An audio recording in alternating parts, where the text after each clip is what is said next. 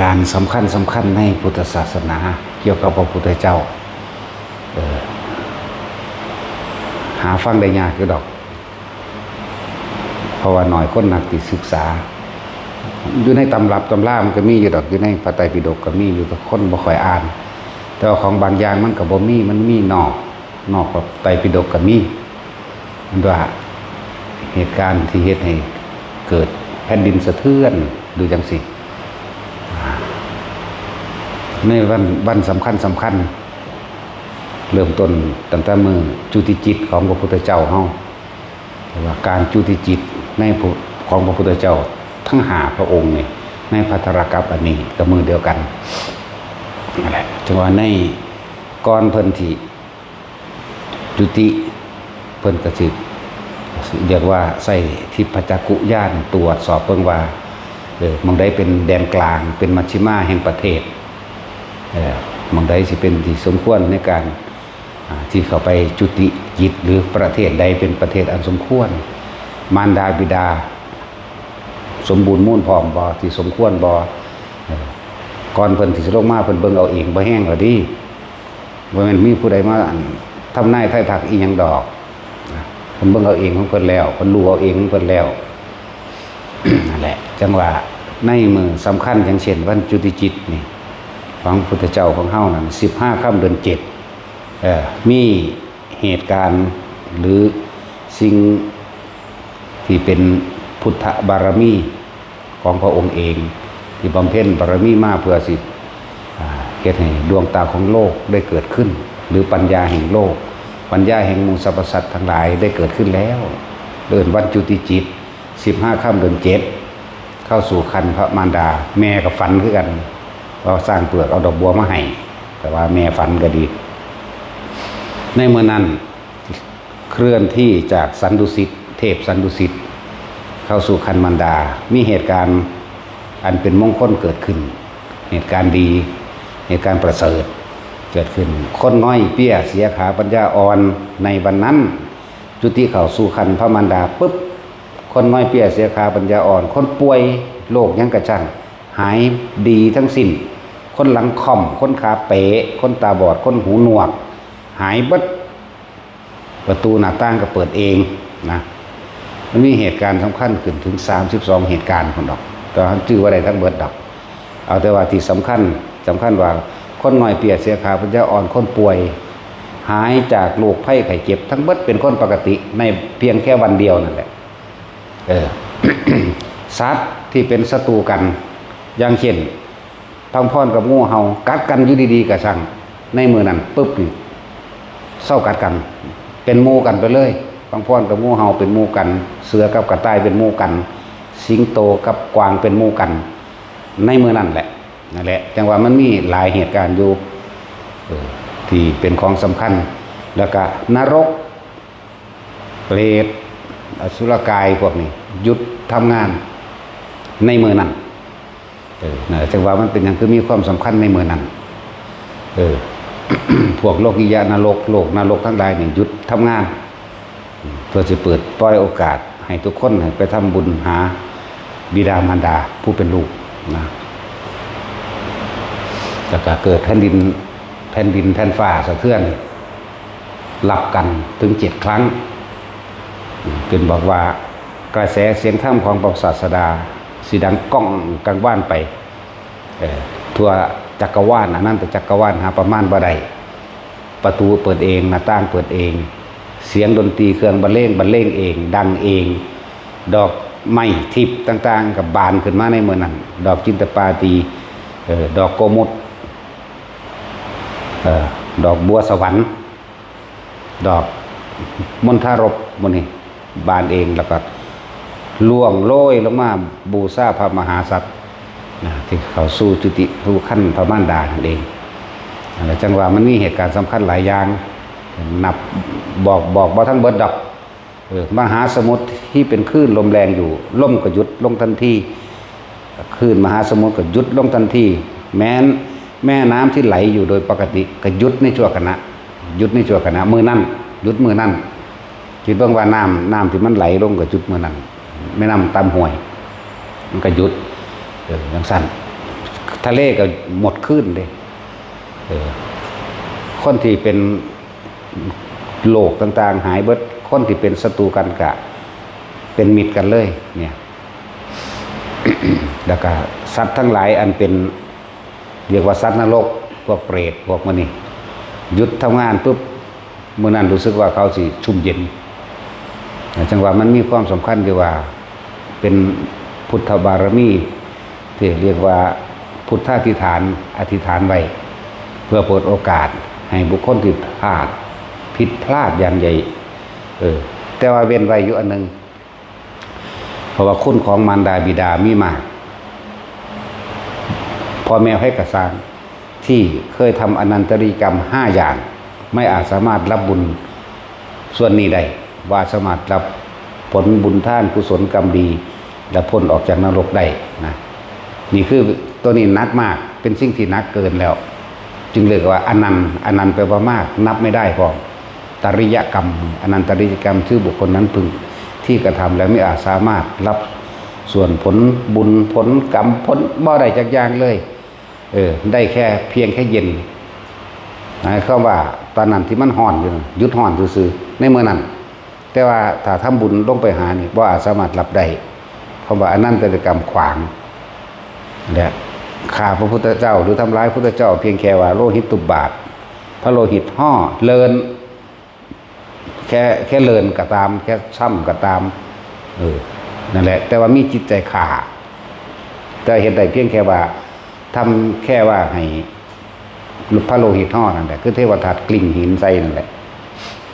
จังว่ามีความสำคัญเด้อ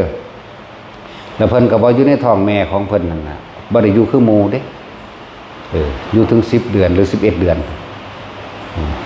วันจุติจิต15ค่ำเดือน7เนาะแต่ว่าวันประสูติตรัสรู้และปรินิพพานเป็น15ค่ำเดือน6ห่างกันเดือนเดียวเห็นบ่นั่นแหละห่างกันเดือนเดียวนับแต่วันที่จุติเขาจะนับเอาในท้องน้ำเด้เลยเป็น11เดือนก็สิเว้าเจ้าถ้าประสูติตรัสรู้พันเป็นเดือน6นั่นแหละจึงว่าเฮามีโอกาสหนึ่งที่เฮาอาจจะได้ไทยหรือทำแทนคุณของมารดาบิดาที่ว่าเว้นไว้แต่อนันตริยกรรมมารดาบิดาของใครก็ช่างที่ตกนรกอยู่หลุมลึกสุดคือมหาเวกีนรกก็ช่างแต่ว่าเว้นไว้แต่อนันตริยกรรมแล้วก็โลกิยะนรกอันอื่นโลลุวะนรกอื่นตาปะนรกเวทรณีนรกมหาตาปะสังฆตะได้ทั้งนั้นมารดาบิดาของบุคคลผู้กระทำทานแล้วอุทิศผลทานหรือผลบุญและกรรมดีทั้งหลายที่ได้กระทำมาแล้วตั้งแต่อดีตจนถึงปัจจุบันถึงมารดาบิดาสามารถช่วยให้มารดาและบิดาขึ้นพ้นสู่จากนรกได้7ชั่วโคตร7ชั่วโคตรนับจากชาติที่ตัวเองมีอยู่ถอยหลังลงไปถึง7ชั่วโคตรนั่นแหละจึงมีโอกาสว่าทุกคนอาศัยเฮาทำบุญให้มารดาบิดานี่เพื่อสิเป็นกุศลทรงเฮาเข้าสู่ทางพระนิพพานได้ง่ายขึ้นเร็วขึ้นกุศลคือความฉลาดความเข้าใจชีวิตความเข้าใจธรรมะความเข้าใจธรรมชาติคำว่ากุศลนั่นนะบุญคือความสงบแล้วอันเกิดจากการให้ทานแต่เป็นอย่างคือจังเน้นเหลือเกินเน้นว่าการให้ทานอย่าไปหวังผลในทานจะมีจิตผูกพันในผลแห่งทานจะมุ่งการสังสมในความอยากได้อย่าเป็นละที่มีเบิดให้วางขาดให้จาคะสละขาดออกแล้วจากความเห็นแก่ตัวสละขาดออกแล้วจากความเป็นเจ้าของสละขาดออกแล้วจากความปรารถนาสิ่งใดสิ่งหนึ่งในการให้ทานบ่มีหมดความปรารถนาในการให้ทานในมือนั่นมืออื่นๆเขาก็บ่อยากให้เป็นบ่ให้เฮ็ดคือกันในมือนั่นในมือสิให้ทานนี่เพื่อว่าจะยกคุณของมารดาและบิดานี่ยกคุณขึ้นแล้วก็จะเพิ่มเป็นบุญกุศลของตนเองขึ้นมาอีกอย่างหนึ่งเพราะว่าคุณของมารดาและบิดานี่มีผลมากเฮ็ดให้เฮาเข้าสู่ทางตรงไปสู่พระนิพพานได้ง่ายขึ้นเร็วขึ้นพอคุณของมารดาบิดาก็หาประมาณไม่ได้แม้ที่เคยเป็นพ่อเป็นแม่เป็นลูกกันมาถึง100 ชาติ1,000 ชาติหรือเป็นกับหรืออสงไขย แม้เคยเกิดมาพบผ่านกันอีกครั้งหนึ่งไม่เห็นกันอีกครั้งหนึ่งความประวัติจิตมันจิประวัติบุคคลผู้นี้เป็นลูกของเราบุคคลผู้นี้เป็นมารดาบิดาของเรามันจะมีความรู้สึกของมันเองจิตประวัติเข้าถึงความเป็นสัญญาอันเก่ามันสิเอื้อเฟื้อเกื้อกูลซึ่งกันและกันนั่นแหละมันมีอีกอันหนึ่งอยู่สองตายายซึ่งเป็นคนทุกข์ยากหรอกเพราะแต่เห็นพระพุทธเจ้าเท่านั้นแหละแลนเข้าไปกอดขาเลยทั้งแม่ทั้งพ่อนั่นแหละผู้แม่เนี่ยกอดขาฟูมฝ้ายเอาแก้มถูไปตามหลังตีนของพระพุทธเจ้าเฮ้านั่นแหละลูกไปอยู่ที่ไหนมาแม่ตามหาตั้งนานนี่หมายถึงเป็นกลับเลยเด่นส่วนมูภิกษุสงฆ์ทั้งหลายที่ติดตามพระองค์นั้นเป็นพันน่ะงงคือว่าพุทธบิดาพุทธมารดาก็คือสมเด็จพ่อสุทโธทนะสมเด็จแม่สิริมหามายาและนางประชาบดีโคตมีคุณหมอแม่เลี้ยงบ่แม่นผู้ดีนะนี่เพิ่นก็เลยเว้าให้ฟังดูก่อนภิกษุทั้งหลายมารดาบิดาของเราตถาคตเมื่อกลับที่แล้วคิดเบิ่งเอามารดาบิดาแห่งเราตถาคตเมื่อชาตินั้นๆตถาคตได้เกิดเป็นลูกของนางผู้นี้กับบิดาผู้นี้ท่านทั้งสองมีบุตรเพียงคนเดียวรักและถนอมดุจดั่งดวงตาตถาคตเสียชีวิตตอนที่เป็นเด็กนางเนี่ยพร่ำหาด้วยความรักด้วยความอาลัยด้วยความคิดถึง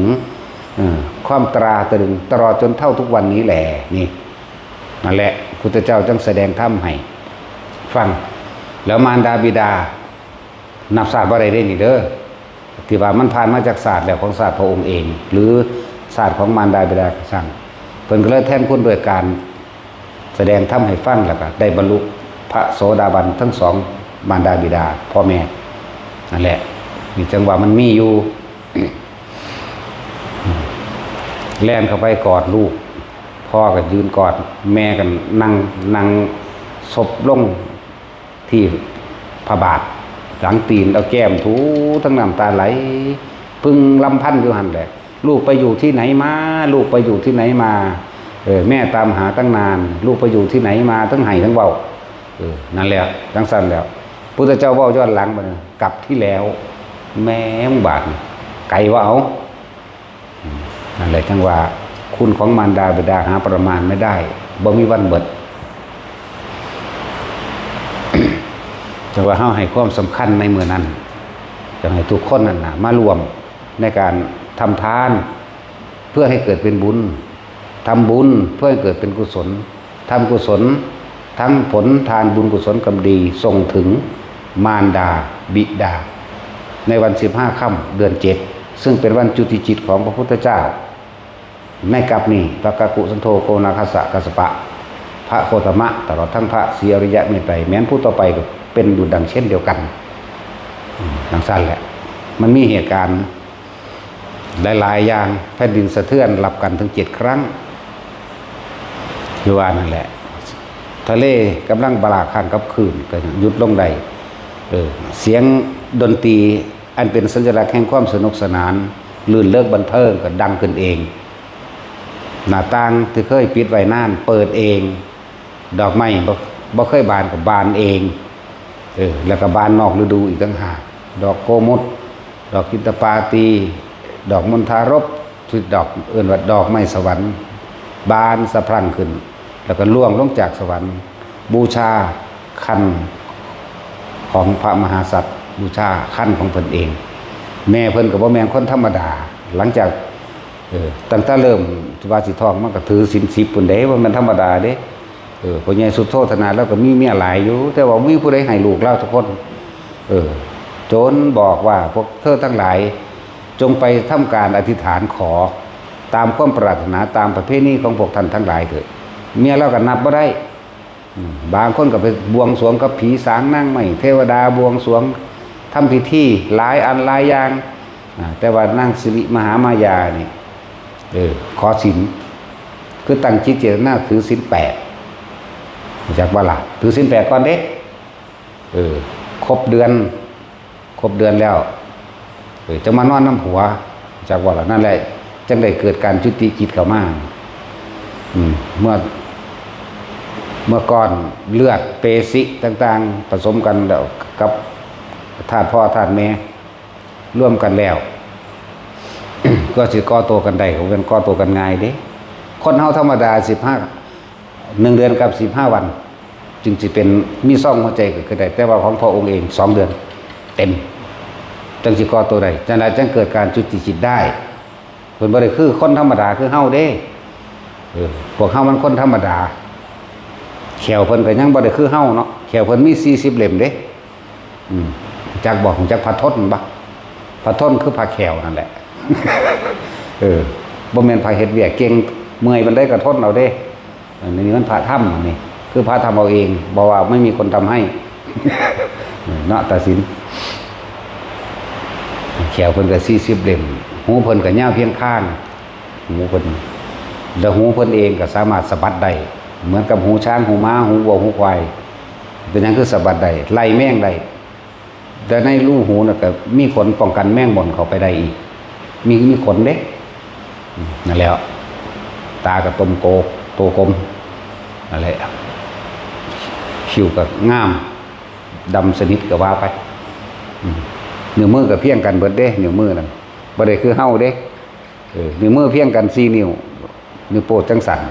นิ้วเท้าก็เหมือนกันเพียงกันเบิดแล้วฝ่าเท้านี่เสมอกันเรียบดุจดังพื้นนี่เวลาเดินกับเท้าลงพร้อมกันบ่ได้เอาส่วนลงก่อนหรือบ่ได้เอาปลายลงก่อนแต่ลงเสมอกันเบิดนั่นแหละ หูเพิ่นสะบัดไล่แมงได้สมมุติว่ามีแมงวีบินมาไกลๆหรือแมงวันสะบัดเอาได้เลยลิ้นเพิ่นก็ยาวเลี่ยระวางปลายผมหน้าผากจนถึงข้างใดหมายถึงว่าทำความสะอาดได้ในรอบใบหน้าแม้กระทั่งเจาะเข้าไปในหูเวลาคั่นใช่ก็ล่ะนี่ในตำราว่านอกตำรากับว่าคือกันคือเฮาว่าอยู่เดี๋ยวนี้บางคนก็ขัดขานตำรานะแต่เฮาบ่ขัดขานตัวนี้เฮาเห็นเฮาเว้าด้วยความมั่นใจของเฮาเลยว่าเฮาเห็นนะว่าเพิ่นเป็นแบบนั้นนิ้วมือบ่ได้แม่นคือเฮาเด้ซอกันนั่นแหละคือบุคคลที่ว่างจิตเป็นกลางเสมอภาคเลยทั้งบุคคลและสัตว์แม้ความรักระหว่างเทวทัตกับพระราหุลเสมอกันไม่รักใครไม่เกลียดใครเลยเท่ากันขนาดนั้นเบิ่งลูกเพิ่นเด้นั่นพระราหุลนั่นเทวทัตนี่เป็นครูอาฆาตเพิ่นเด้แต่เพิ่นคือรักเสมอกันว่าว่างจิตเป็นกลางใด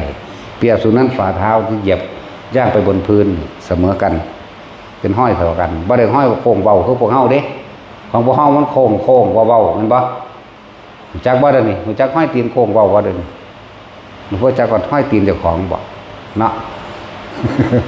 มันสั้นแล้ว คือฟ้าพระบาทของพระองค์เองมีน้อยมี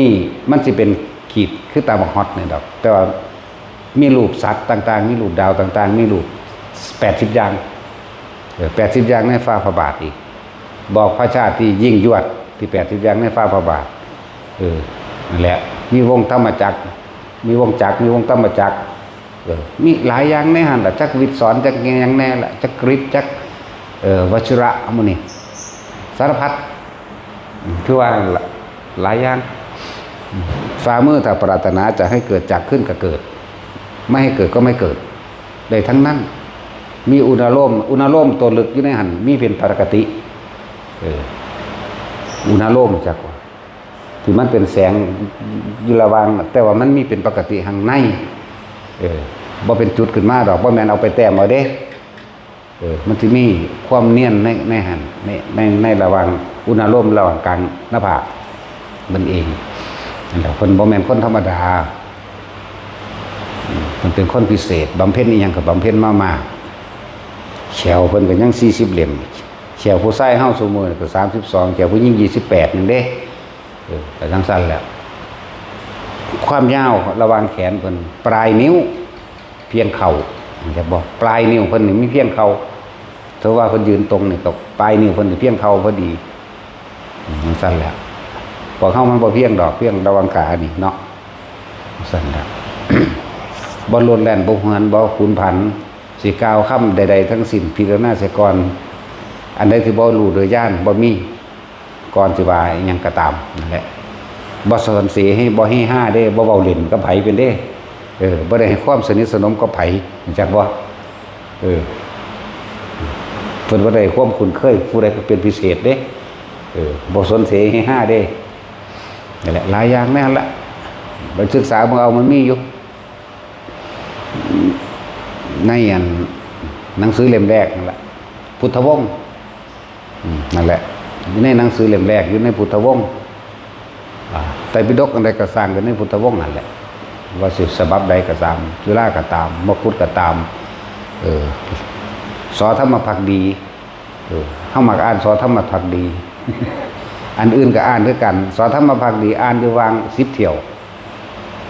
ของมกุฏอ่านอยู่วาง 2-3 เที่ยวของจุฬาก็อ่านอยู่ 2-3 เที่ยวแต่ก็จำหยังก็บ่ได้คือเก่าแหละแล้วแต่มันสิเว้า อ่านหลายๆมันเลยเลอ อ่านแล้วจำบ่ได้แปลกประหลาดแล้วหนังสือพิเศษ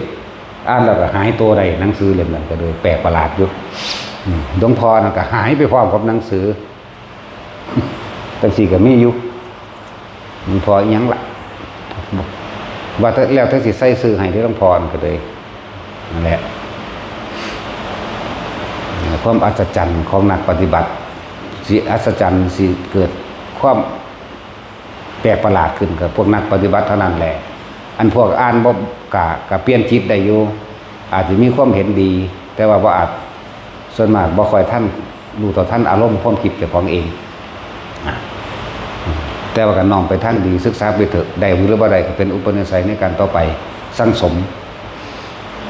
นั่นแหละให้ความสำคัญในวันอุลัมพนสูตรอันนี้ก็หมายถึงว่าบ่แม่นในวันอุลัมพนสูตรดอกวันจุติจิตแห่งมหาโพธิสัตว์แห่งเทพสันดุสิตเจ้าจิตสู่พระคันของมารดามีเหตุการณ์เกิดขึ้นหลายเหตุการณ์32อย่างซึ่งเป็นเหตุการณ์ลึกลับว่าอย่างเช่นว่าง่อยเปี้ยเสียขาปัญญาอ่อนตาบอดหูหนวกคนค่อมกลายเป็นคนปกติได้เบิดศัตรูผู้อาฆาตบ่ว่าจะเป็นมนุษย์แม้กระทั่งสัตว์กับสัตว์มนุษย์กับมนุษย์ก็เลิกและให้อโหสิกรรมซึ่งกันและกันประตูและต่างเปิดขึ้นเองได้เครื่องพิณดนตรีสีตีเป่าทั้งหลายดังขึ้นเองเรียกว่าโลกนี้จะได้รับความรุนเรื่องบันเทิงกับว่าหน้าต่างเปิดเองหมายถึงว่าอวิชชาทั้งหลายจะถูกเปิดออกด้วยวิชาดอกไม้ร่วงลงมาจากฟ้าดอกไม้ในเมืองมนุษย์นี่ออกดอกในเมืองนั้นเด้บ่แม่นฤดูก็ออกนะเรียกว่าทรงกลิ่นหอมเพื่อให้ความสงบเย็นตาเย็นใจของก็ว่าไปนั่นแหละมัน32อย่างบนเหตุการณ์ที่เกิดขึ้นและที่บัดนี้เฮามาให้ความสำคัญตรงที่ว่าที่พระพุทธเจ้าเทศนากับ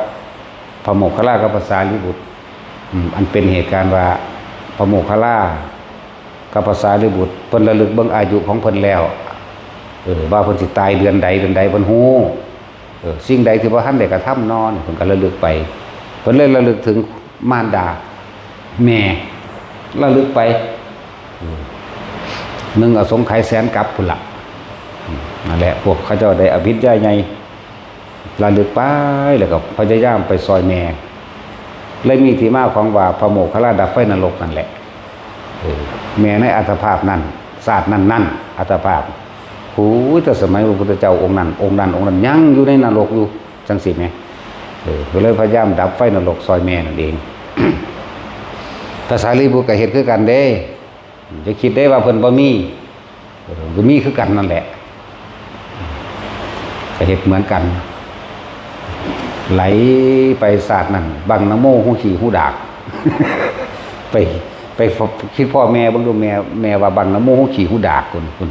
ยังตกนรกเสยอยู่แม่บางศาสตร์ก็ให้พูดตานรกนรกหลุมนอนกินขี้อยู่แม่บางศาสตร์ก็ในเวทรณีนรกเผ็ดแสบร้อนด้วยน้ำดุดดังน้ำกรดจากวันน้ำกรด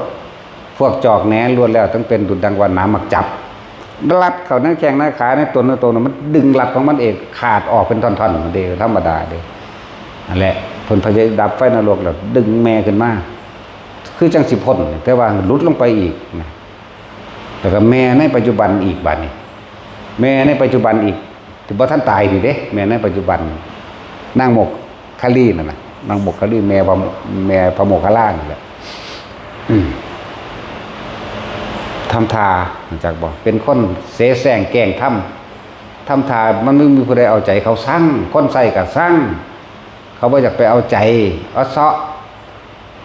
ตีแถลงมีเจ้าเล่ห์มันยาทำทาป่วยอยากให้ลูกมาเอาใจลูกก็มีผู้เดียวได้พระโมคคัลลาเท่านั้นเด้ลูกเพิ่นนั่นนะแต่พระโมคคัลลามาดีหัวเราะชอบใจว่ากูเอาชนะผู้นั้นผู้นี้ได้หัวขึ้นเวลาป้อนเขาเด้ป้อนเขาหัวแต่เพิ่นเหลียวเบิ่งก็ในหัวใจเพิ่นของเพิ่นตาทิพย์พุ่นใหม่ในนรกคุณแม่ธรรมดาบ่มื้อนึงหลังจากป้อนเขาแม่มาแล้วมาทำสมาธิสงบบ่ได้นะสงบบ่ได้ก็บ่แปลว่ามีโทษบ่แปลว่ามีกิเลสดอกมันสิเกี่ยวกับกายนี่แหละเป็นฟุดฟัดเป็นอึดอัดเป็นบ่อาจสามารถเข้าถึงความสงบความสงบปกติได้ทั้งสั้นแหละเกิดความร้อนใจขึ้นมากพี่เห็ด2 เทื่อ 3 เทื่อกับบ่ได้ละแล้วก็นำเบิ่งแม่อื่นๆอีกจังว่าตอนที่ดับไฟนรกที่พวกเฮาคนเอาคาถาพระโมคคัลลามาดับไฟนรกคือมาเป่านะมาเป่าพวกเป็นไฟล่ามโกนพวกน้ำร้อนลวกพวกแผลผุพองอย่างนั้นนะที่ว่ามีคาถามาเถโรโมคคารานนรกตังโรหปปีทิสวัปติอภิติกรรมปฏินี่แล้วก็เป่านะแต่ว่ามีชาติเป่าแรงก็บ่เศร้าหรอกมันเศร้าเอาเองเป่าอยู่3 เดือนก็เศร้าตัวเนาะพวกเป่าอยู่ปีนึงเศร้าสนิทหายบอกท่านนั่นแหละพระพุทธเจ้าทรงพยานไปโมคคัลลาไม่อาจสามารถทำเช่นนั้นได้กรรมของใครไม่มีใครสามารถแก้กรรมได้นี่ใน4 อย่างกรรมไม่อาจแก้ไขให้กันได้ไม่มีบุคคลผู้ใดแก้กรรมให้กับใครได้1บุคคลพูดถึงความบริสุทธิ์แล้วจะทำให้อีกบุคคลผู้หนึ่ง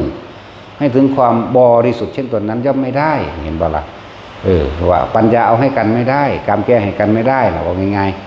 ๆเนี่ย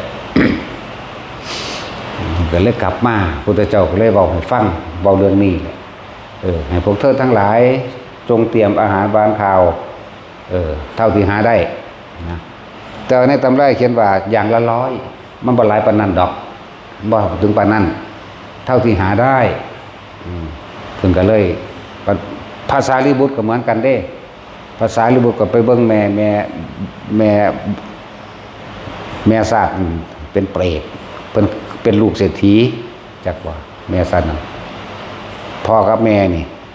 เอาถ้าว่าสิเว้าเรื่องพ่อก็คือพระพุทธเจ้าในศาสตร์นั้นส่วนแม่ก็อีกผู้หนึ่งแต่บอกว่าแม่นพวกตกนรกเดี๋ยวนี้เพิ่นแม่อีกผู้หนึ่งเกิดอยู่ในเมืองพระราชนาสีพ่อเนี่ยเป็นคนมักทำบุญจักว่าล่ะพ่อเป็นคนมักทำบุญแต่แม่น่ะเป็นคนบ่มักดอกก็เฮ็ดไปแบบทำทาเอาสั้นๆครับทำทาเอาบัดนี้มีมื้อนึงได้ไปค้าขายต่างแดนต่างประเทศเลยสั่งเมียเอาไว้บอกว่าแม่หญิงถ้าเฮาบ่อยู่แล้วให้เธอจงทำทานเหมือนปกติให้ท่านในทิศทั้ง4แก่ใจโจกุล6คนขอท่านตลอดทั้งคนเดินทางไกลเด้อเพิ่นก็เจ้าข้าเข้าใจว่าหลักแถลงเจ้าข้าก็ว่าไปโดยเฉพาะหมู่ภิกษุสงฆ์สามเณรตลอดทั้งดาบทผู้บำเพ็ญเด้อก็ข้าพอตะเพิ่นนี้วิทย์เมืองไปแล้วที่มือไม้ขึ้นมาปึดพวกหมู่ภิกษุสงฆ์ทั้งหลายเขาไปบิณฑบาตด่าเขาเจ้าที่บัดนี้พวกหัวโลนพวกสมณะหัวโลนพวกขี้เกียจการงานเมื่อพวกเธอทั้งหลายบ่อาจสามารถทำกันได้จงไปกินขี้มูกน้ำลายซะพวกบ่มีสมองจงไปหากินสมองซะยาจกวันนี้พกมากอ่ะทำที่รังเกียจมันจะบ่ล่ะอย่างสั้นหลายอย่างอยู่หรอกมันยาวอยู่เรื่องนี้ก็ดีนี่คือแม่ภาษาลิบุตรในศาสตร์นั้นทำที่รังเกียจว่าเขาเป็นคนจนสกปรกเปื้อนกลัวติดเชื้อโรคพวกหนังเหี่ยวหนังยานพวกแห้งพวกไม่มีจะกินพวกสวะว่าไปเบิดนั่นแหละนั่นแหละกลับมาที่ผู้ผัวกลับมาที่มันจังมันเป็นมันก็สิบาปกรรมให้ท่านตาดีมี มีความเรียกว่าหัวอกแตกตายตอนนั้นเลยหัวอกแตกตายตอนนั้นแหละแล้วก็ตกลงสู่มหาเวทีนรกธรรมดาตายแล้วก็มีเนื้อหนังพร้อมแห้งดำใหม่เกรียมหากินขี้มูกน้ำลายเด้มันนั่งเป็นขึ้นมาเอาเองดอกโอ้ย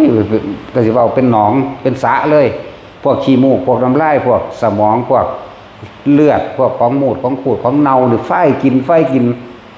กินนี่บ่แม่นกินเดี๋ยวความอยากเดี๋ยวความแสบเด้ฝืนกินรู้จักบ่คือเฮาเดี๋ยวนี้แหละสมมุติว่าเฮาเดี๋ยวนี้เฮาสิอยากกินบ่กินขี้กินเหนียวนี่แต่ว่ากรรมมันบังคับให้กินรู้จักบ่ล่ะนี่แหละแรงใดเสมอด้วยแรงกรรมไม่กินฝ้ายกินดูดกินน้ำสมองน้ำหนองน้ำมูดน้ำพูดน้ำเหนียวน้ำเหลืองน้ำยางต่างๆดูดกินความจริงในความรู้สึกมันบ่อยากจากบ่อนนั่นเป็นสั่นก็กินอยู่หั่นแหละนั่นแหละคือแม่ภาษาลิบุตรศาสตร์หนึ่งเป็นแบบนั้นแม่อีกผู้หนึ่งก็มาเป็นเปรตอยู่ระหว่างแม่น้ำน้ำมาท่านาที่นั่นเองพระขามมา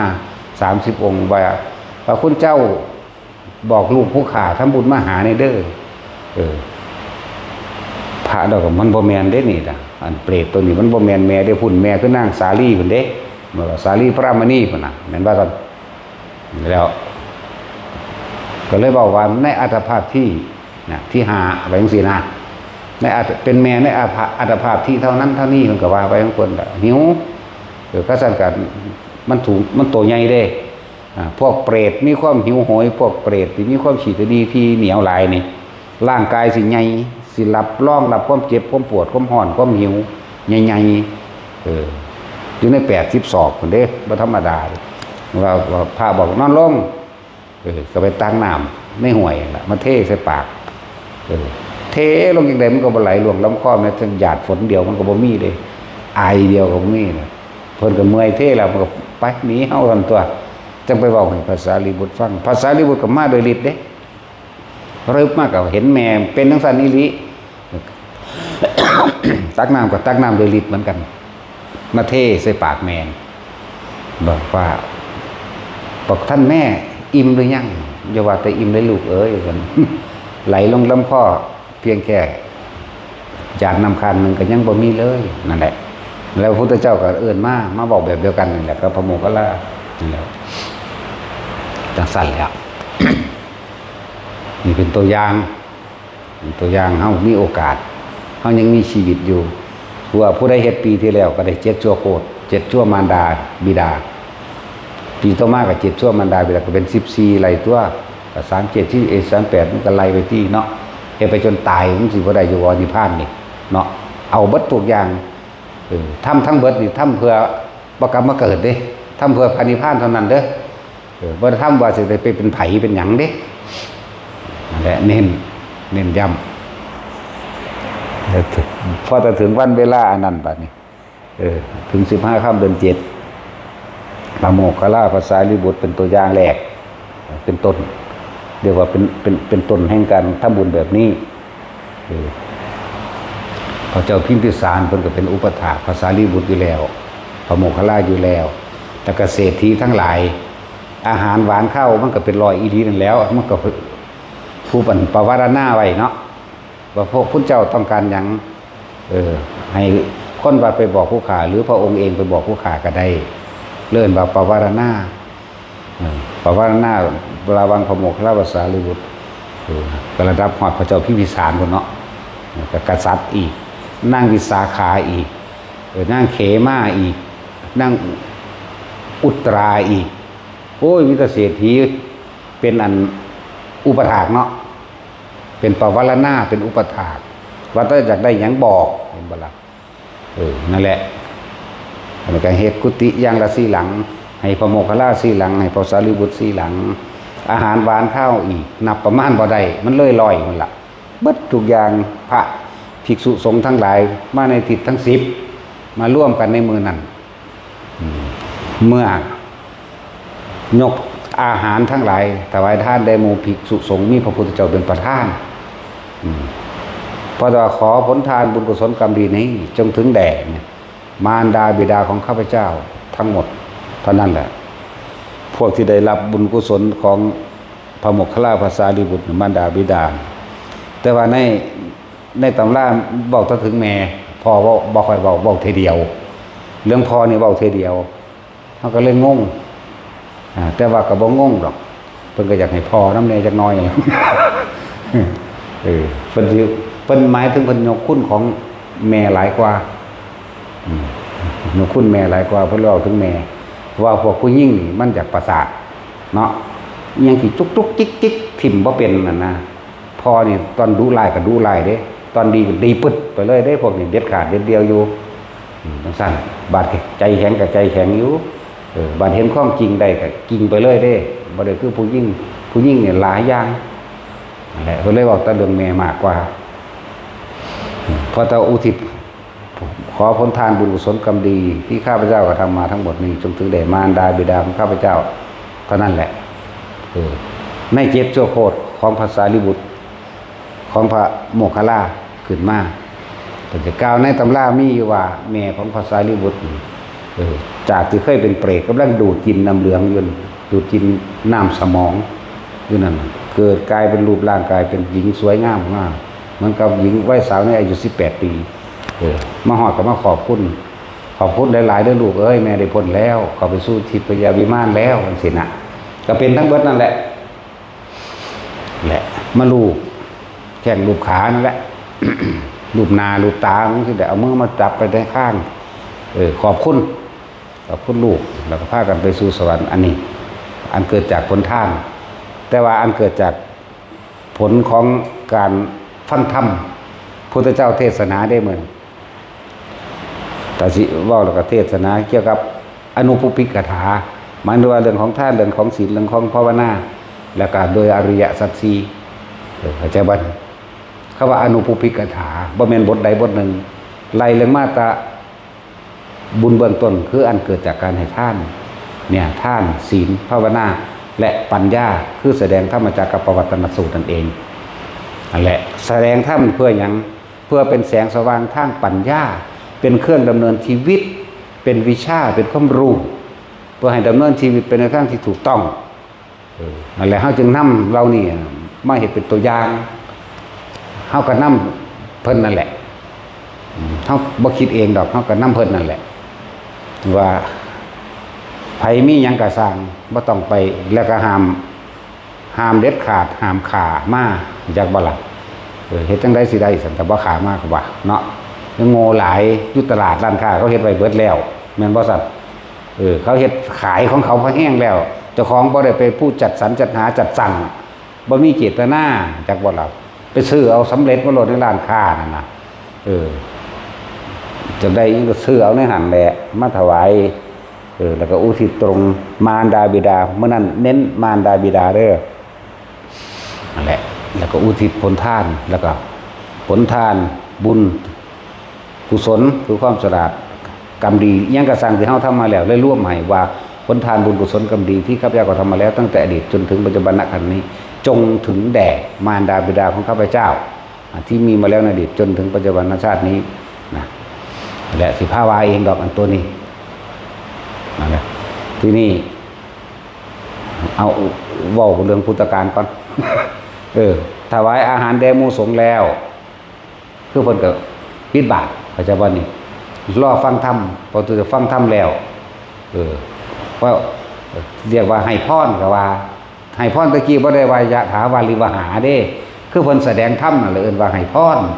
สัมโมทนียกถาเธอจงแสดงธรรมหรือให้ข้อคิดเข้าใจบ่ล่ะปิดบาตรไว้พอจะปิดบาตรไว้พุทธเจ้าก็แสดงธรรมการแสดงธรรมที่พวกเฮาเอามาให้สุนี่คือการสวดมนต์ก็คือเฮาแสดงธรรมแทนพระพุทธเจ้านั่นแหละพวกเฮามื้อนั้นสวดธรรมจักรสวดอนัตตลกนาสูตรอธิตปริยสูตรปฏิจจสมุปบาทพอสำนี้นั่นเป็นเครื่องดำเนินชีวิตในภายภาคหน้าของมารดาและบิดาต่อไปนั่นแหละเฮาก็เฮ็ดตามนั้นกระแสเสียงธรรมมันหันกล้องไปเองดอกอันแนวมันนั้นเดี๋ยวตั้งว่าความสำคัญในวัดจุติจิตแห่งพระพุทธเจ้าเฮาใส่ชื่อว่าเปิด3 แดนโลกธาตุกันยังบ่ถือเลิกว่าวันจุติจิตซะ วันทดแทนคุณของมารดาซะถ้าเปิดโลกธาตุจริงๆมันต้องเป็นวันเสด็จลงจากดาวดึงส์คือวันออกพรรษาเนาะมนุษย์ก็เห็นเทวดาก็เห็นนรกก็เห็นกันมนุษย์เทวดาเห็นกันแล้วเปิด3โลกโลกนรกโลกมนุษย์โลกและเทวโลก3โลกเห็นกันแต่อันนี้ว่าวันจุติจิตน่าสิใหญ่กว่าอยู่จากว่าล่ะเพราะว่าเป็นวันของดวงตาของโลกพระปัญญาของโลกได้บังเกิดขึ้นแล้วเหมือนดูดังว่าดวงอาทิตย์ได้ทำลายความมืดเข้าใจว่านี่เมื่อดวงอาทิตย์เกิดขึ้นแล้วความมืดย่อมหายไปแม่นบ่จังสั่นแหละเปรียบเทียบไปจังสั่นจะเห็นความสำคัญแน่เพิ่นมาเกิดเมื่อนั้นและเหตุการณ์เกิดขึ้น32อย่างนะนี่บอกถึงความสำคัญในวันของพุทธศาสนาอันนึงวันสำคัญที่2ก็คือวันประสูติตรัสรู้และปรินิพพานเป็นถึงมือเดียวกัน15ค่ำเดือน15ค่ำเดือน6ซึ่งวัดทั่วๆไปก็ทำอยู่แล้วเข้าใจว่าล่ะเฮาก็ทำเป็นปกติของเฮาอยู่แล้วนรกก็หยุดทำงานเหมือนกันเด้อวันประสูตินรกก็หยุดทำงานเบิดเหมือนกันอันนี้เป็นวันทั่วไปหมายถึงว่าผู้ใดทำบุญให้มารดาบิดาญาติสนิทมิตรสหายสายโลหิตหรือตลอดเจ้ากรรมนายเวรนี่ทั่วไปได้เลยจักว่าคือเปรียบถึงว่ากระแสเสียงธรรมของพระพุทธเจ้าบ่ได้เลือกว่าเจ้าสิอยู่ชนชาติศาสนาใดก็ช่างผู้ใดนำเข้าไปปฏิบัติแล้วย่อมได้รับความสงบหรือสันติแม้กระทั่งพระนิพพานเสมอกันทั้งเบิดบ่ได้เลือกชนชั้นวรรณะบ่ได้เลือกศาสนาพร้อมเพราะนี่คือธรรมเลื่อนธรรมจักรปัตตนสูตรนั่นน่ะมือเพิ่นตรัสรู้นะนี่ก็เป็นวันสำคัญอีกอันหนึ่งที่นรกก็หยุดจักว่าล่ะนรกหยุดบานี้พวกเจ้ากรรมนายเวรพวกอย่างนี้นะมันเป็นวันทั่วไปเข้าใจบ่นี่เป็นวันทั่วไปบ่แม่นวันเจาะจงแต่เจาะจงอย่างหนึ่งทั่วไปอย่างหนึ่งแต่ว่าเจาะจงว่ามารดานี่เฮาต้องการเน้นมารดาบิดา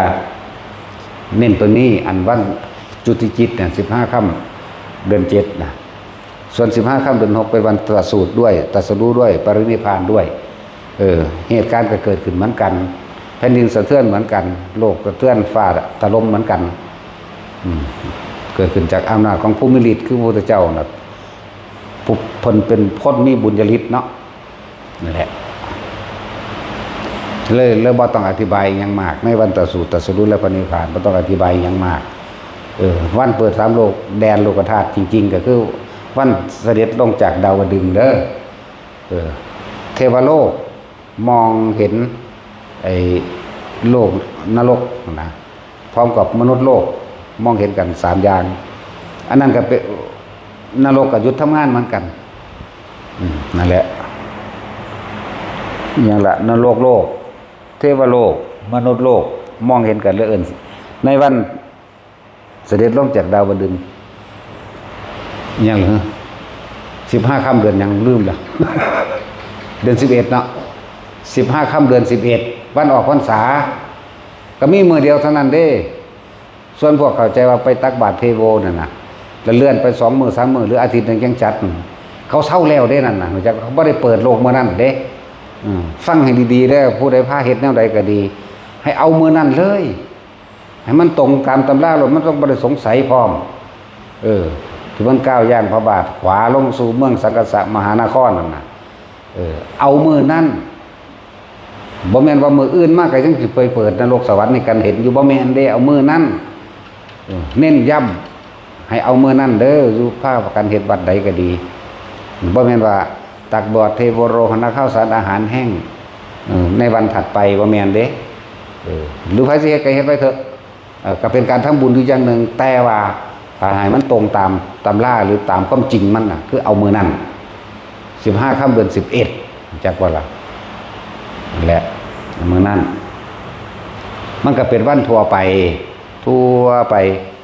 ว่าจะเป็นมารดาบิดาญาติสายเลือดปู่ย่าตายายญาติสนิทมิตรสหายตลอดทั้งสรรพสัตว์ทั้งหลายไม่มีที่สุดไม่มีประมาณทุกเหล่าบรรดามี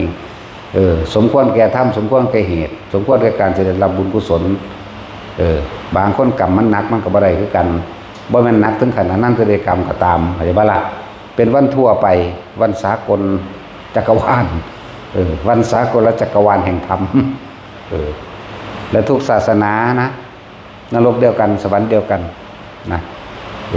บ่ได้แยกเลยอันนี้ก็ขึ้นอยู่กับความเชื่อของใครของมันดอกว่าเชื่อบ่เชื่อก็สร้างถ้ามีหน้าที่เบาเขาก็เบาไปของเขาซื่อแหละเนาะแต่สิเชื่อก็สร้างแมงเด้บ้านกูกูบ่มีเด้นั่นแหละหลายอย่างคนดอกกับเฮาทำบุญทำทานเฮาทำความดีจะคิดว่าคนสิเห็นดีนำเฮาเด้อเราทำเพื่อเราไม่ได้ทำเพื่ออย่างอื่นเด้อเข้าใจว่าล่ะเราทำเพื่อให้ตัวเองพ้นออกจากวัฏสงสารอันนี้เด้จากวัฏสงสารวัฏคิดวัฏจักรวัฏจิตวงเวียนอยู่ในความหลงความเมาในความเห็นเมาในความเชื่อเมาในความเห็นนั่นแหละเราทำเพื่อตรงไปนิพพานของเราเองต่างหากมันนี่เบาวันสำคัญแน่ในมืออื่นๆก็มีเหตุการณ์สำคัญอยู่ดอกแต่เฮาเว้านี่เรื่องจังซี่บ่ทันได้เป็นที่แพร่หลายและกว้างขวางบรรจุจิตของพระโพธิสัตว์เฮานี่เฮาก็เลยเน้นย้ำอันเรื่องอื่นๆนั่นน่ะมันเป็นที่กว้างขวางแล้วประสูติจังซี่ก็มีความสำคัญเหมือนกันมีความสำคัญอยู่ตรัสรู้จังซี่นะวันจุติจิตกับวันประสูติคนละวันเด้อฟังดีๆรู้จักบ่วันเกิดอันประสูติแปลว่าเกิดจุติหมายถึงเคลื่อนที่จากดาวดึงส์โอเบอร์แมนดุสิตลงมาสู่คันทัพโพธรสู่คันพระมารดา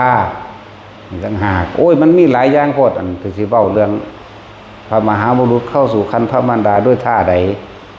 ทรงกำหนดสติทุกเมื่อในขณะที่เคลื่อนที่จากสันดุสิตพูดน่ะมีสติตะเกิดธรรมดาบ่นั่นแล้วก็ท่านั่งกับนั่งสัตสมาธิบ่ได้นั่งกดจ้องของเฮาเด้ของเฮามันนั่งกอดเข่าอยากบ่นั่งกอดเข่าแล้วก็นั่งยองๆย่อๆบางทีก็กอดหัวสุเกิดคือยาปวดหายอยู่เนี่ยแต่สิเนื่องเวียดคือแน่สงโดงเกิดหลวดจังซั่นแล้วก็นั่งกอดเข่าเอาหัวงุ่มลงตัวจังซั่นแหละของเพิ่นนั่งสมาธิเด้ท้องแม่เพิ่นก็บ่ได้ใหญ่ได้เหมือนคนปกติหลังจากจุติปุ๊บบ่มีการไปนอนน้ำผัวอีกเด้นั่นแล้วเลยพอถือศีล10ได้บัดนี้จนกว่าสิคลอดปานเน้นล่ะเห็นบ่ล่ะนั่นแหละเห็นของเนี่ยที่ว่ามันแตกต่างกันอยู่นั่นน่ะเพิ่นถือศีล10เด้แม่เพิ่นนั่นน่ะหลังจากจุติแล้วนั่นน่ะ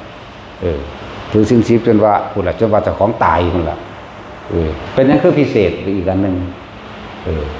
ท้องนี่เฉพาะผมพูดที่มาตรัสรู้เป็นพระพุทธเจ้าเท่านั้นเด้ท้องเพิ่นเองน่ะในศาสตร์นั้นเองมีลูกได้ผู้เดียวคือลูกชายผู้เดียวมีเท่านั้นแต่ก็เลี้ยงลูกไปได้7 มื้อตายซ้ำ ง่ายๆตายแล้วมันก็ไปอยู่ดุสิตเพิ่นได้ล่ะนั่นแล้วจังว่าเป็นหยังคือคุณมหาศาลแล้วก็เป็นวันพิเศษบ่ผู้อื่นบ่อาจสามารถสิมาจุติในขั้นได้คือเพิ่นเด้บุญบ่ได้ถึงหลังจากท้องแล้วก็บ่ได้นอนน้ำผัวอีกเลยเด้จนว่า7 มื้อวันนี้ยังล่ะวันอัฐมีบูชาหมายถึงว่าวันแม่เพิ่นตายเด้น่ะเข้าใจบ่นี่มันหลายอย่างแล้วเฮาก็ลืมคือว่านั่นแหละเขาพูดอันนี้มียังอีกกันวันเผาแม่เพิ่นได้ล่ะอัฐมีบูชาเข้าใจบ่นี่บางทีเฮาก็ลืม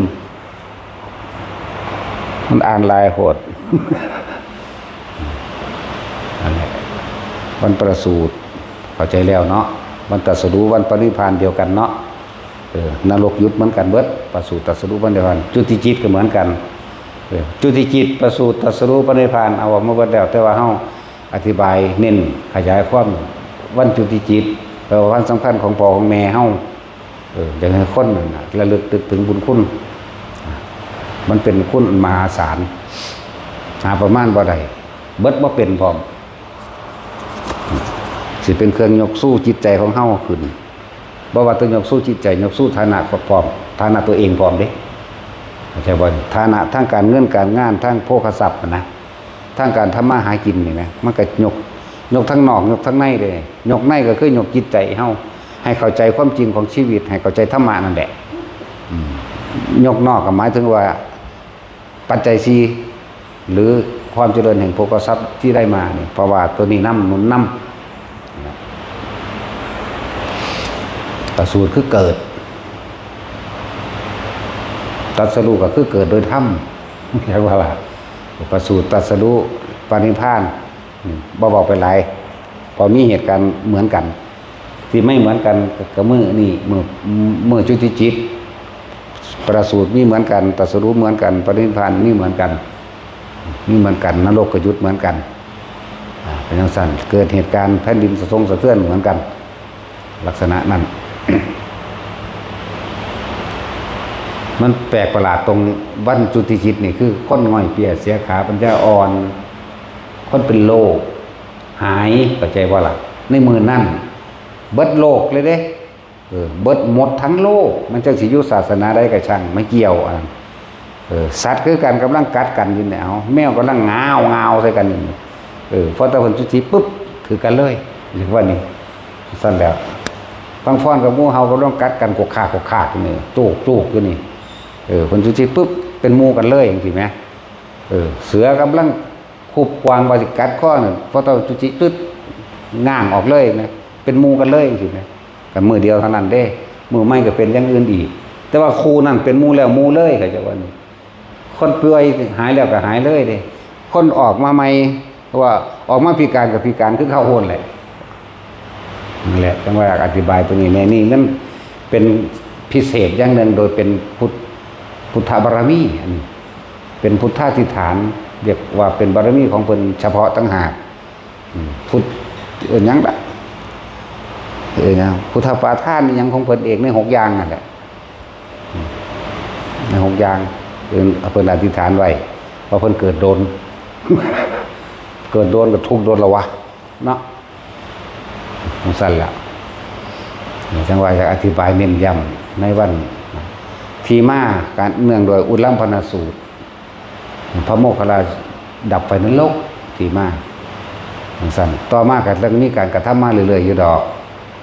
เพราะเข้าใจแล้วเนาะว่าเป็นยังคือว่าเหตุแบบนี้ถวายอาหารแล้วอุทิศบุญพร้อมกันกับเทศพวกเขาเดินมาสวดมนต์เกิดตามที่เพิ่นเฮ็ดถวายอาหารเบิดเรียบร้อยแล้วก็คือเฮาปิดบาตรนั่นแหละจากว่าล่ะแล้วพุทธเจ้าก็เทศจังซี่แหละที่เฮาเฮ็ดอยู่เดี๋ยวนี้แหละเฮานำห้อยเพิ่นได้นั่น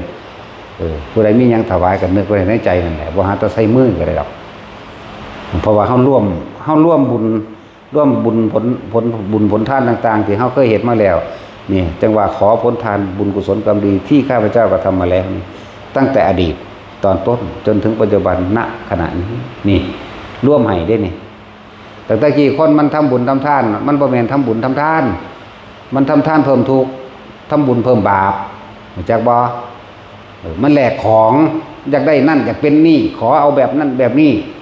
พวกบ่รู้ก็สอนกันอยากได้หยังขอเอาเด้อให้พรคิดเงินก็ได้เงินคิดทองก็ได้ทองมันก็ได้แต่คิดมันบ่ได้จริงพวกนั้นสอนผิดเข้าใจบ่ล่ะบ่สอนไปตามความเป็นจริงเด้อันบอกว่าอ้าวคิดเงินก็ได้เงินคิดทองก็ได้ทองหรือว่าสิถือของเขาอยู่เพราะว่าไม่ได้แต่คิดความจริงมันบ่ได้เนาะแม่นบ่ล่ะผู้ใดก็ขอเป็นเบิดแม้กระทั่งหมาเนาะแต่หมาแกมันสิเอาขอคองไปใส่คือกันนี่ภาษาหยังก็คนทางเลวก็หมาซ้ำแม่นบ่ล่ะแม่นบ่เอาไปเทียบกับขาคนผู้หม่องอื่นก็ได้เด้คนเลวก็หมาเด้เนาะหมาสีแม่มึง คนมันเลวก็หมาอีทีเด้มันบ่ได้ทำชั่วทำเลวบ่ได้คดโกงกินแผ่นดินคือคนได้หมานี่เนาะจังซั่นเด้มันบ่ได้เอาเปรียบถึงขนาดนั้นเด้มันกินอิ่มมันเศร้าได้หมา จังซั่นแล้วเลวก็หมาก็ชัดเจนเต็มๆรอดคนนี่เลวก็หมาดีก็ดีก็หมาคือกันนั่นแหละถ้าดีก็ดีก็หมาถ้าเลวก็เลวก็หมาแต่ว่าดีหน่อยเด้ซ้ำเขาโคกับผลโคนั่นแหละนั่นบ่ล่ะแต่หมามันยังออกกันเป็นย่ามเนาะเห็นว่าตัดสินมาเดือนเก่าคนเดี๋ยวเอาแมงทุกเดือนเลยเอาทุกย่ามพร้อม กูบ่ได้เลือกกลางเว้นและกลางคืนเด้บ่มีร้อนบ่มีหนาวเนาะแม่นบ่ซั่นหรือว่าแม่นว่าแท็กซี่มึงอย่าปฏิเสธเด้กูบอกความลับมึงเด้นั่นซั่นแหละแม่นก็แม่นตัวแม่นก็แล้วดอกสูมันเป็นเรื่องธรรมชาติเนาะธรรมชาติตัวถ้าว่าบ่เอาสิมีลูกบ่พวกผู้หญิงก็ดีผู้ชายก็ได้เนาะแต่ว่าเอากันสิอยากอายอีหยังโอ้ยอยากอายซั่นอายห่างบ่ลูก2ลูก3หรอแม่นบ่ซั่นนั่นซั่นแล้วอย่ามาแถลงหลายยอมรับความจริงตัวโอ้ยเว้าเขินอยากอายซั่นบางคนลูก11พุ่นอยากอายอีหยังแนวจังซั่นนั่นแหละบอกความสำคัญให้ฟังเพราะเฮ็ดก็เฮ็ดบ่เฮ็ดก็สร้างเด้บ่ได้เงิดเด้แล้วแต่เด้พ่อไผแม่มันเด้เป็นสั่นแหละพูดถึงวันสำคัญในศาสนาก็มีหลายอย่างอยู่แต่ละมื้อแต่ละวันที่เพิ่นเกิดที่เพิ่นตรัสรู้ที่เพิ่นปรินิพพานแม้กระทั่งยังละลืมละภาษาลิบุตรเพิ่นนิพพานวันหยังภาษาลิบุตรตายเมื่อใดน้ำในคลองเต็มตลิ่งพวกเราทั้งหลายชายหญิงนะสนุกกันจริงวันลอยกระทงนะก็เชื่อเอาจังสี่ตัวภาษาลิบุตรเพิ่นปรินิพพานในวันเพ็ญเดือน12น้ำในคลองเต็มตลิ่งดอกโกมุตก็บานดอกบัวแดงดอกโกมุตก็เลยจักบ่ละบาทดอกบัวแดงบัวสายเฮามาตำจำกินเนี่ยตันมันกินว่าบ่แม่นอีสายเตี้ยหมาได้ดากเด้บ่เป็นตะกินเด้นั่น ดอกบัวแดงธรรมดาเฮาเอามากินนี่แหละดอกกระมุดก็เลย มันบ่ได้มีประเพณีลอยกระทงสมัยพุทธกาลบ่มีดอกแต่ว่าเป็นประเพณีของประเทศไทยเฮาเป็นประเพณีดีแล้วเป็นการสามัคคีในการทำกิจกรรมอันใดอันหนึ่งร่วมกันญาติสนิทมิตรสหายกันได้พอกันทำกิจกรรมสร้างคุณงามความดีได้แต่ว่าจะว่าให้พระพุทธเจ้าก็ลอยกระทงบ่ได้ลอยเด้อบางคนว่าพระพุทธเจ้าพาลอยว่าซั่นโอ้ยเนาะลอยพอลอยแม่มึงว่าผิดเพี้ยนเบียดบิดเบือนไปเบิดปีกเบิดแดงโลดมันบ่แม่น นั่นแหละประเพณีมันก็ดีอยู่แต่เปลี่ยนวิธีทำใหม่หรือความเห็นใหม่ก็ได้มันบ่ได้ผิดเพี้ยนอีหยังดอกประเพณีแต่ถ้าทำถูกพิธีให้มันถูกต้องโดยทำถูกต้องตามความเป็นจริงมันบ่เป็นหยังเด้บุญข้าวสากจังซี่บ่จำเป็นต้องไปเฮ็ดกลางคืนบ่ได้ถวายกลางคืนจังซี่เฮาก็มาถวายกลางเว้นแล้วอุทิศบุญให้พ่อแม่ญาติพี่น้องทั้งหลายก็ว่าไปบุญข้าวสากปลาดับดินหยังก็ตามเถอะมันดีทั้งนั้นแต่ประเภทนี้เพราะว่านานๆที่สิได้ทำกิจกรรมรวมกันอันใดอันหนึ่งว่าล่ะเปลี่ยนวิธีเปลี่ยนความเห็นใหม่เปลี่ยนการกระทำใหม่ความเห็นใหม่อาศัยมือนั้นเป็นมือรวมหลักสามัคคีในการพัฒนาบ้านเมืองก็ได้ในการหลายๆอย่างนั่นแหละคิดเอาพระโมคคัลลานิพพานเมื่อใดสักทีพัดกันทนละเดือนนึงมันก็จะคิดว่าออกโอ้ยว่ามีสมองเอ้ยผู้นี้ตายเดือนนี้ผู้นี้ตายเดือนนี้นึงแต่ผู้นั้นตายวันเพ็ญเดือน12น้ำในคลองเต็มตลิ่งผู้นี้ก็ต้องเดือน11ตัวนั่นบ่ล่ะสั้นแล้วนั่งคิดภาพตายเมื่อใด เอาเข้าไปดักแล้วบัดเนาะตายอายุจักปีเอาโอ้ชื่อใดอยู่ตัวนี้จักมืออีก แล้วศาสตร์79เนาะเมื่อนั้นนิพพานจักองค์ 12,000 องค์เด้เป็นตะเลโตนคืออย่างเดียวว่าธรรมดาเด้ถ้าเฮานึกภาพเพราะว่าปึ๊บมันน้ำตาไหลพร้อมเด้เขาเป็นล่าพระศาสดาแต่ละองค์แต่ละองค์เว้าระลึกถึงความหลังซึ่งกันและกันเว้าไปเวลาออกเนี่ยกราบถอยหลังขึ้นลิบตาเนี่ยจังขึ้นสู่กุฏิวิหารแห่งตนเข้าสู่อาลัยแห่งฌานสมาบัติแล้วก็เรียบร้อยในระวังทำกลางบ่ได้เข้าฌานตายเด้เดี๋ยวเขาสิว่าบ่ฮู้อีกบ่เข้าตายดอกตายธรรมดานี่แหละ 12,000 องค์ได้มื้อนางพิมพาเป็นประธานนางพระเจ้าบดีที่นิพพานเมื่อใดบัด โอ้ยถามไปจากยุดจากยนเนาะพอถามดอกอีปลามึงไปตะกัด พวกเลยพวกหมาพวกเดียวไปตะกัด หรือผู้ใดด่ามามึงกัดแมงโดดเด้อกูรับผิดชอบเอง ดังนั้นกับบี้เด้บ่เข้าทางเมียนแมงโดดสูพุทธสอนคนเลี้ยวก็หมาคนดอกเนาะถ้ามนุษย์ก็ไข้ขึ้นมาแน่จักหน่อยถ้าผู้ฝึกดีแล้วจังเอิ้นว่าผู้ประเสริฐเด้แยกมันเป็นเด้หมามันโกงบ่ได้เป็นสำคนเลยเนาะมันสั่นแล้วมันโยนความผิดให้บ่เป็นเด้ซื่อเด้แต่ว่ากัดมันก็กัดเนาะแต่ว่าคนนี่โยนความผิดให้มันนั่นโยนความผิดให้นี่อิจฉาริษยานั่นนี่หมาเนี่ยมันบ่อิจฉานะเนาะบ่เห็นบ่มันเสื่องกันมันก็ยืนเบิ่งกันซะก่อนมันบ่กัดกันเลยเด้เนาะแม่นบ่ เดี๋ยวคนเบาๆกับเบาๆกูบ่เป็นคนเนาะ แม่นว่าเอา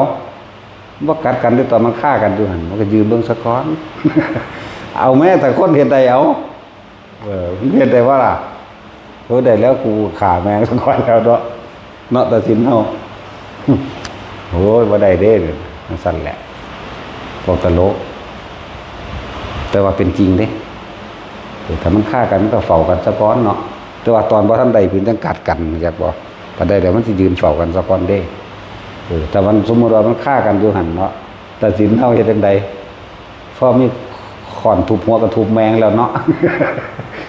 แล้วคนไปก็จังซั่นเลยสัตว์ทั้งเบิดนี่แหละความเป็นสัตว์แต่คนทั่วไปคือสัตว์100%แล้วถ้าผู้ฝึกหัดตนเองแล้วโสดาบันมีความเป็นสัตว์อยู่75จากว่า เป็นผู้ประเสริฐ25สกิทาคา50พระอนาคามีความเป็นสัตว์อยู่25%อย่างสั้นแหละแต่ว่าเป็นผู้ประเสริฐ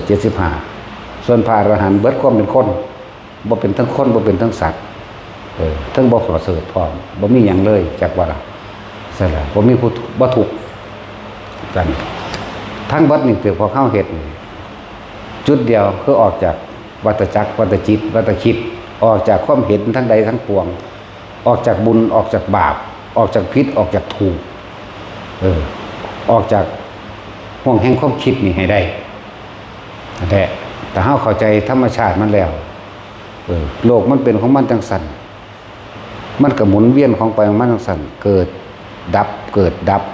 เฮาบ่ได้หมุนไปน้ำมันเข้าใจบ่นี่เฮาอยู่กองกลางเฮาก็เลยบ่ได้ไปเกิดไปดับกับโลกหรอกเข้าใจบ่นี่แหละวิธีมันก็ลมหายใจนั่นแหละบอกตลอดนั่นแหละเอ้าสมาทาน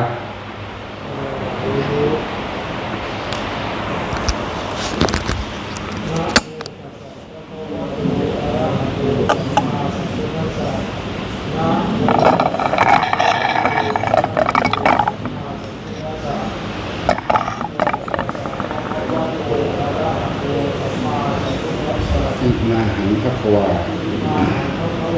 ตัดภาวนาคุณหาเก่าบริจาคชาข้าแต่องค์สมเด็จพระผู้มีพระภาคเจ้าผู้เจริญบริจาคทั้งหลายมอบกายถวายชีวิตแด่องค์สมเด็จพระสัมมาสัมพุทธเจ้า